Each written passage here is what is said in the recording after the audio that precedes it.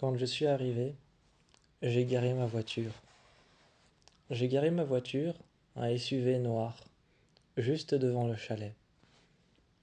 Je me suis éloigné un instant, histoire de regarder et de contempler le chalet, perdu au milieu des montagnes. À ce moment-là, perdu au milieu des montagnes, le trajet aussi lui-même avait disparu derrière moi. J'avais cette impression d'être emprisonné. J'avais cette impression d'être emprisonné, mais devant moi, il y avait ce chalet, prêt à tout pour que je m'y sente bien. J'ai vu les grandes baies vitrées, j'ai vu la porte devant moi. J'y ai sorti les clés que j'ai fait passer autour de mon doigt, et ensuite, j'ai enfoncé la clé dans la serrure. Là, j'ai mis la main sur la porte. J'ai mis la main sur la porte, regardé le numéro, j'ai regardé le chalet de côté. J'ai vu à quel point il était grand, j'ai vu à quel point il s'enfonçait au fond des montagnes. J'ai vu à quel point il n'était pas qu'un simple chalet, mais une maison, une deuxième demeure. Cette maison appartenait à une grande et riche famille que je ne connaissais pas. J'avais juste eu la famille au téléphone. Juste la mère. Et c'est tout. Juste la mère. Et c'est tout ce que j'avais eu. Peut-être un petit peu le père que j'avais entendu en fond. Et les enfants. C'était à eux qu'appartenait ce château. Il était de mon devoir de le garder. Lorsque je suis rentré, j'ai vu une grande télé accrochée au mur. Quand j'ai vu cette grande télé accrochée au mur, le soir, je me suis installé devant, avec un plat préchauffé. Avec un plat préchauffé, il m'avait dit qu'il y avait des plats qui attendaient dans le frigo. Il ne manquait plus qu'à les chauffer. Ils avaient déjà été préparés, préparés soigneusement, peut-être par une hôtesse ou alors peut-être par la famille, mais je me disais que ça avait dû être préparé par une fille au père ou alors encore une servante. J'ai pris un plat que j'ai regardé. J'ai pris un plat, j'ai regardé, puis j'ai pris le couteau. Le couteau entre mes mains, j'avais tout de suite l'impression de me sentir perdu. Je regardais les longs couloirs, les grandes portes fermées, des portes noires, et j'étais là avec mon couteau en main. Assis, assis à une table, la télé allumée, regardant les informations. CNN. J'étais occupé avec mon plat, de manger. J'étais occupé avec mon plat de manger et j'ai reçu un appel. Un moment, quand j'ai reçu cet appel, je pensais que c'était une amie. Une amie peut-être Une amie, peut-être en ville, qui s'inquiétait du fait que j'étais parti, qui se demandait comment ça allait. J'ai répondu et j'ai entendu une respiration, une lourde et profonde respiration. J'ai entendu une lourde et profonde respiration. Je suis resté là à répéter plusieurs fois comme une idiote. Qui êtes-vous? Qui êtes-vous? D'abord, cela m'avait surpris, mais ensuite je me suis dit, c'est un canular.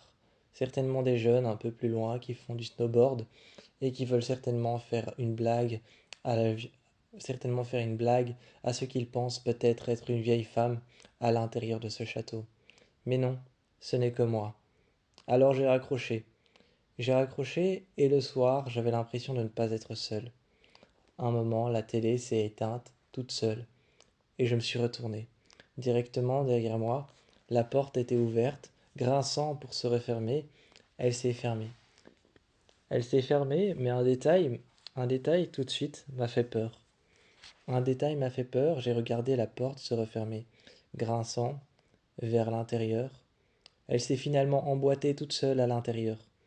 Elle s'est emboîtée toute seule à l'intérieur, comme s'il y avait quelqu'un dans le couloir, comme s'il y avait quelqu'un dans le couloir. La poignée s'était mise vers le bas, la porte s'était enfoncée, et j'ai entendu à l'intérieur les crochets se crocheter dans le chambranle de la porte. J'ai eu peur et j'ai été vérifier. Je me suis dit que ça devait être un courant d'air violent, mais aucune porte n'était ouverte. Alors, est-ce que je n'étais pas seul? C'était la question que je me posais, couché sur le lit. Est-ce que je n'étais pas seul? Est-ce qu'il y avait quelqu'un? Et le lendemain, quatre poupées, quatre poupées installées juste sur le fauteuil, étaient en train d'attendre. Des poupées avec Des poupées avec un grand vêtement noir, avec une capuche noire, juste sur leur tête.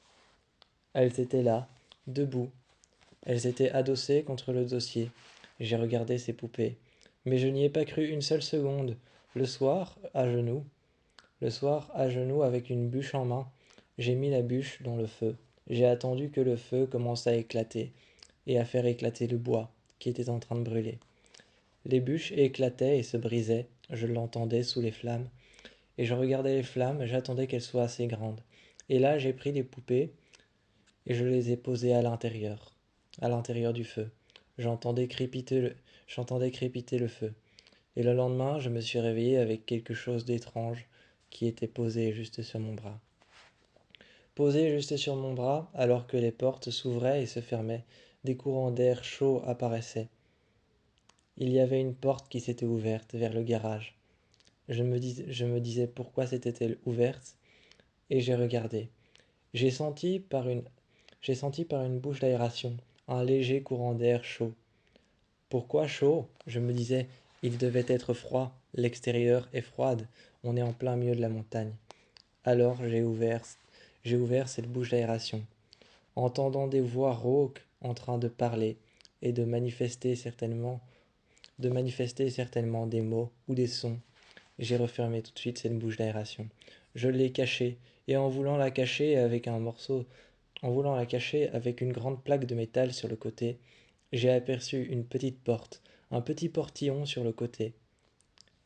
J'ai vu ce petit portillon, juste accessible pour que quelqu'un puisse y passer, juste accessible pour que quelqu'un puisse passer en dessous et continuer à marcher.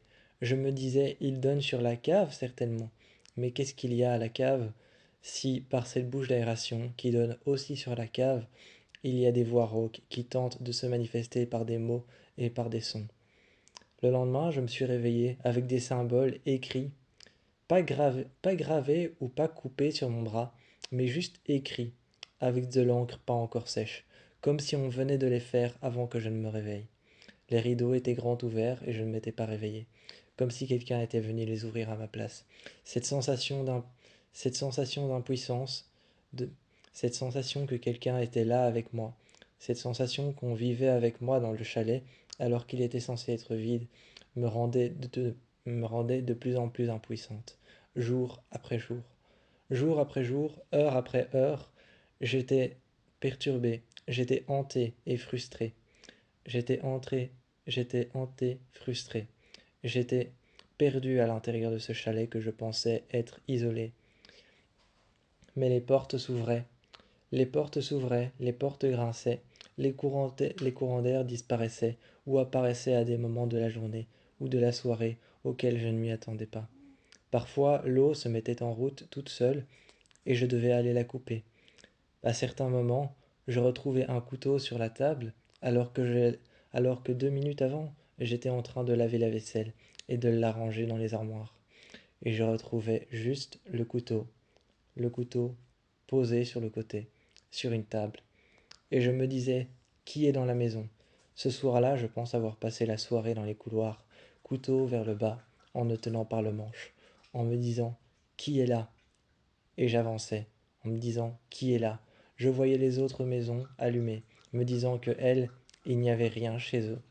J'étais avec mon couteau à la fenêtre, en regardant les maisons sur la falaise. Dans la mienne, il y avait bel et bien quelque chose qui se passait, et une tempête était en train d'arriver. La télé s'est allumée juste derrière moi. Me faisant sursauter, je me suis retourné. J'ai lâché le couteau, qui est heureusement tombé à côté de mon pied, et pas sur mon pied. La télé, la télé s'est exprimée disant qu'une tempête de neige allait arriver. J'allais bientôt être coincé dans un chalet, d'où l'impression que, à l'intérieur de ce chalet, je n'étais même pas seul.